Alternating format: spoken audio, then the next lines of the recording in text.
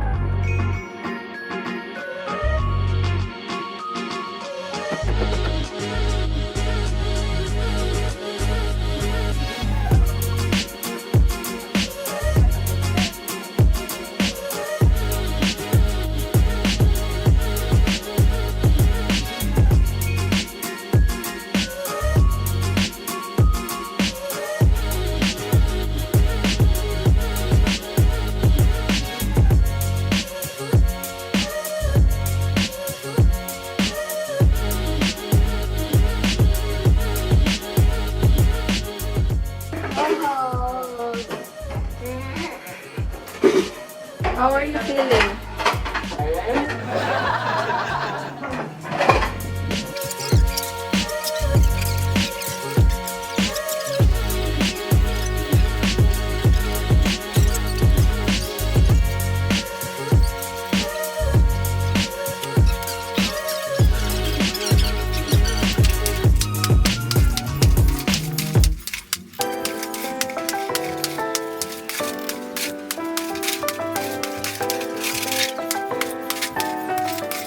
Son? Huh?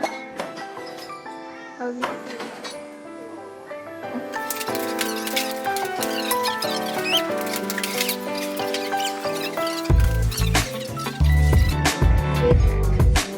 Are you sad? Is it? What are you going to say?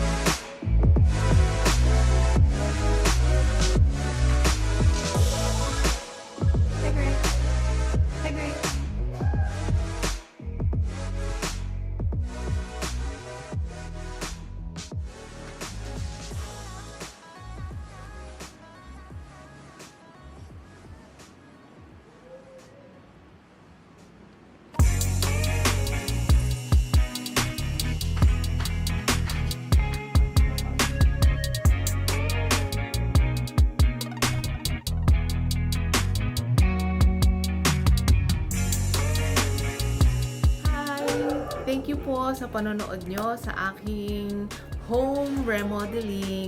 And sana po, huwag niyo pong kalimutang i-like and mag-subscribe po. Please, please, please.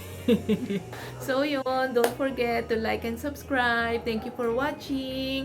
And watch out po sa sa finishing naman. Meron din akong video, yung finishing, di ba? Pagka may destruction, meron naman ding remodeling. Pag may distraction, merong finishing. Yay! See you! Hi guys! Ay, ganda may tambo! Ayan! Kita yung tambo! Kita yung sapatos! Hi guys! Welcome to my channel! And for...